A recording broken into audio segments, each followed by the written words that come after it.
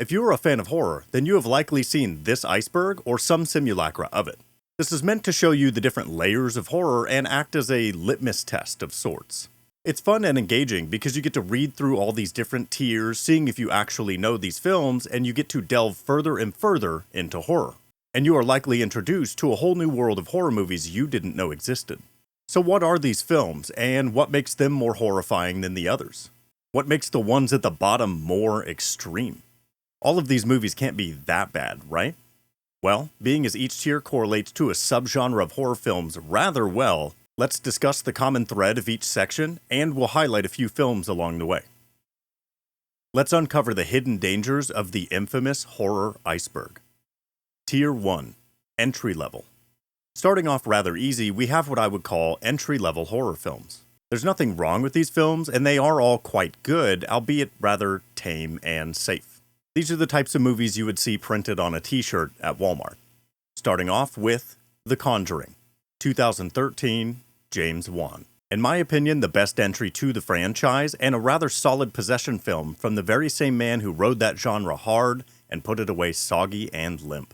It's a rather simple plot where a family's life is turned upside down by demons demoning demonically, and the fake Warrens, who are immeasurably better than the real Warrens, step in and save the day. Following that, we have A Nightmare on Elm Street, 1984, Wes Craven. A certified classic in the slasher genre and touting perhaps the cuntiest lead villain of all time, Nightmare, can I call you Nightmare? Is an extremely fun film about an undead child ender who targets a new demographic of teens, invades their dreams, mocks them relentlessly, and snuffs them in their sleep. And the final film for Tier 1 is The Ring, 2002, Gore Verbinski. One of several J-horror films that invaded the Americas, The Ring succeeded in making everyone afraid of pale, skinny girls with long hair, static on your television, wells, contortionists, and that blue filter they put on all those movies to make everything look sad and creepy. It follows a mother who's investigating a string of high schooler passings, and during her investigation, she comes across perhaps the scariest VHS tape of all time, and instead of leaving that thing alone, she decides to watch it. And then she receives a phone call that tells her she has 7 days. I guess she's supposed to assume it's to solve the mystery of said scary tape, but they don't really set her up for success here. But after one mean game of hide-and-seek with a telepathic corpse, she proceeds to make everyone else's lives worse. Tier 2. Enthusiast Level. Now we start getting to films that have a little bit more grit and gristle. Most of these films fall under torture corn, and they glamorize people getting not so insignificant boo-boos. While still rather tame for this list, these are for the more initiated and those seeking more sanguine delights, darker themes, and tones. Saw, 2004, James Wan. I really don't have anything too snarky to say about this film. It was genre-defining. It stood on its own 2 feet, didn't play any games, and didn't take anything for granted. The premise is fairly simple. 2 men wake up in a room with a not-breathing third man in the center of the floor. 2 cassette tapes and a tape player later, they realize that only one of them is going to get out of there alive. Oh, and a lot of other people fall victim to very interesting traps. House of 1000 Corpses, 2003, Rob Zombie. Nobody thought that a shock rock musician was going to make arguably the best horror film of the early 2000s. But we sure are glad he introduced us to a lovable clown, a saintly doctor, some fireflies, and a fish boy. This is the film you get when a bunch of rural carnies who definitely listen to ICP go around torturing plucky alternative tourists. And the final film for this tier, The Human Centipede, 2009, Tom 6. One of the more infamous films in this tier, The Human Centipede is what you get when you make forbidden compound words and give it a visual. It follows the most angular surgeon you've ever seen, who gets bored one day and decides he needs a new project. So instead of picking up a healthy hobby, or say building a boat in his garage, he decides to stitch a bunch of people together, and at that time make the world's longest intestinal tract. Tier 3. Popular Extreme Horror. Here is where we start hitting films that will erode your faith in humanity and burn themselves into your psyche. Films that will make you barf, cringe, cry, and some combination thereof. These movies will make you ask why you watched them in the first place, and if it was legal to do so. Starting with my personal favorite, Martyrs, 2008, Pascal Laugier. Martyrs is unflinchingly brutal and will have you staring at the wall long after the credits have rolled, but I'll be damned if it isn't a great watch every time. It's like licking a 9-volt battery, but instead of a 9-volt shock, you get emotionally abused every time. But you keep doing it. It follows two women as one is going to get revenge on their captors and their progeny for good measure, and one of them is forced to address the demon lady in the room who's definitely not a physical manifestation of survivor's guilt, while the other oopsies her way into her own personal hell behind a hidden door.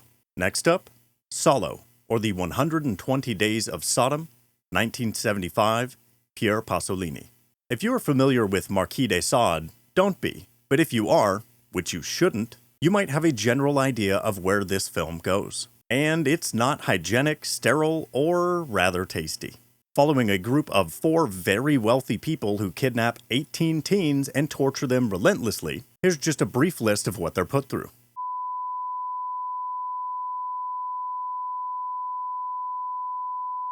Doesn't that sound appealing? Oh, and it's still banned in several countries. Following that, we have Cannibal Holocaust, 1980, Ruggero Deodato? Ruggero Deodato, a legendary film who saw that very same director having to defend himself in court against allegations of murder. And he had to do so by having the cast members actually show up to prove they were still alive. Cannibal Holocaust also had the unfortunate reality of being one of the earlier found footage films, and it confused the wrong people in 1980. The film itself is based around the search for a lost American documentary crew somewhere in the Amazon rainforest. And this rescue mission goes very, very poorly. And while the director didn't go to prison, it was largely banned across the globe for its inclusion of graphic animal cruelty and extreme violence. Okay, before the final film in this tier, we're reaching our first dividing line.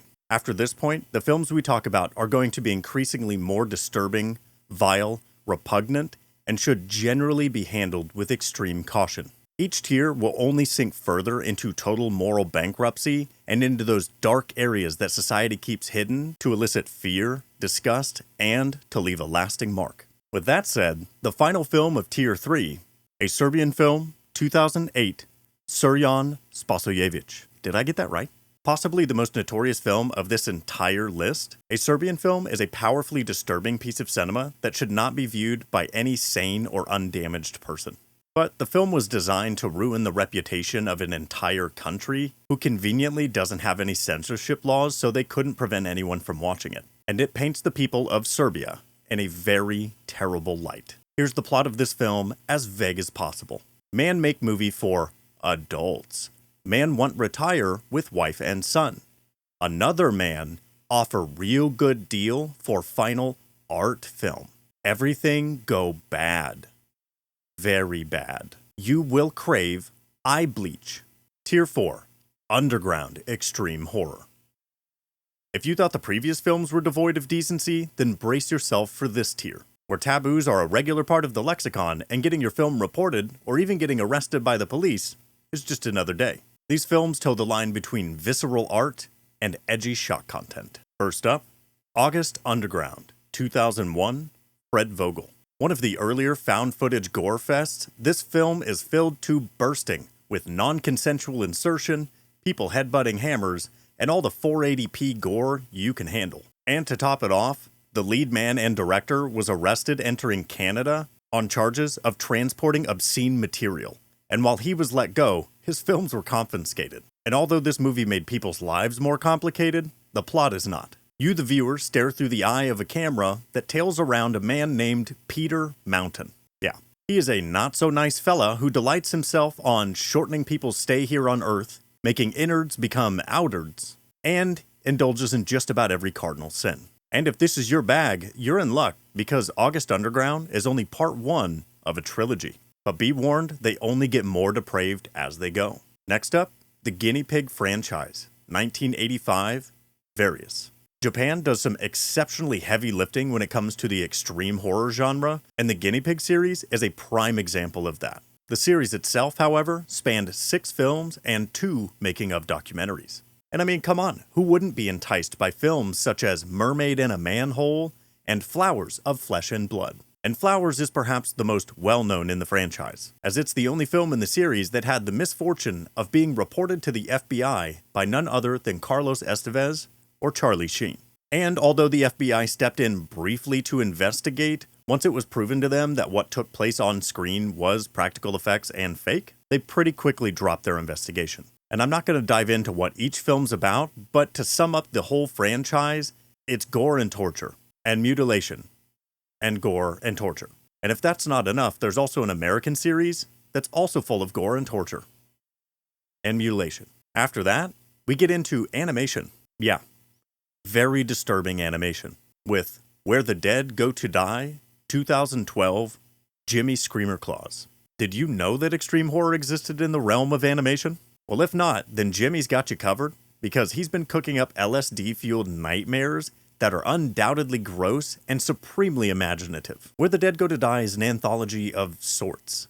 It sees us following around Labby the dog as he intervenes in 3 small children's horrid lives. We take a glimpse into the life of a man who consumes people's memories recreationally after offing them, and we see broken children breaking the people that broke them. It is a lot, and it is very strange. And finally, for this tier, we have Necromantic, 1987, Jörg Buttgereit. Jörg Buttgereit. Jörg Buttgereit. I feel like the name of this movie gives away a lot. An atypical romance that smells of putrefaction and latex. Necromantic follows a couple as they indulge in their peculiar kinks, thanks to a husband who works in body disposal and likes to take work home with him. And due to its depictions of necrocoitus, Necromantic is still currently banned in many countries and several provinces of Canada. Our super tolerant neighbors to the north are not tolerating loving the dead. Tier 5. Femicide. Violence towards women has been prevalent in horror almost as long as the genre has existed. Slashers getting off on hurting the hot girl, old black and white classics needing their damsel in distress, and torture flicks wanting to exploit antiquated gender biases. This lot of films, however, revels in its own bellicose desires and is dangerous content, as it not only promotes harm towards women, but it also depicts the derivation of pleasure from it. This tier is hyper-violent fetish content, plain and simple. We will keep this one brief. First up, Mai-chan's Daily Life, 2014, Sade Sato.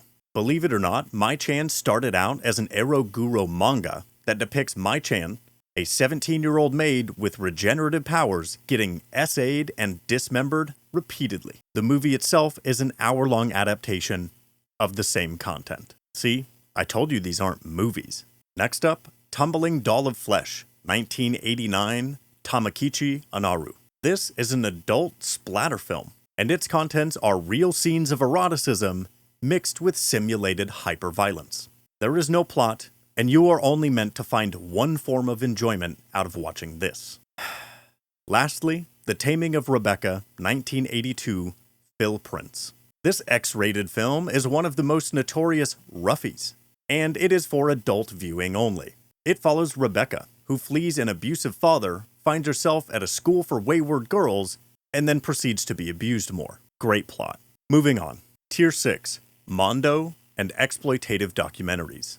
At this point, we're not really talking about cinematic works anymore. The artistry and creativity that helps horror simulate and emulate violence is traded in for depictions of actual violence. Save for a few works that blur the lines just a little bit, a majority of these are documentaries and exploitative works in suffering. Starting off strong with Faces of Death, 1978, John Allen Schwartz. Probably the most well-known out of the bunch here, Faces of Death was presented to you like a documentary showing many gruesome ways to meet your end. This film, however, combined real and fake depictions of violence. Although nobody was told that, and this was basically like Rotten.com before the age of the internet. Also be careful, because at the time of making this video, a new Faces of Death is coming out, and you do not want to mistake the two for each other, because the new one's actually a movie. Next up, Orozco the Embalmer, 2001, Kiyotaka Surasaki. Okay, now this one actually is a documentary, and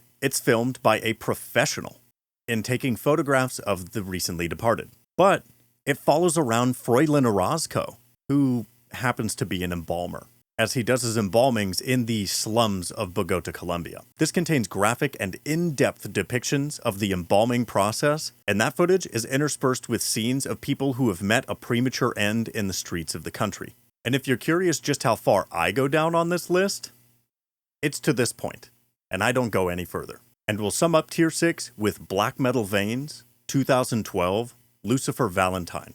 While this man's earlier attempts at film were fever dreams of regurgitation, red Caro syrup, and people in their birthday suits, apparently art got really hard for Mr. Lucifer. So he just turned to exploiting people. And I think this is exploitative cinema in its purest form. So what is Black Metal Veins about? Well, this docudrama details the lives of several heroin addicts. That's it. For an hour and a half, you watch people in active addiction. Moving on. Tier 7. Extreme fetish content.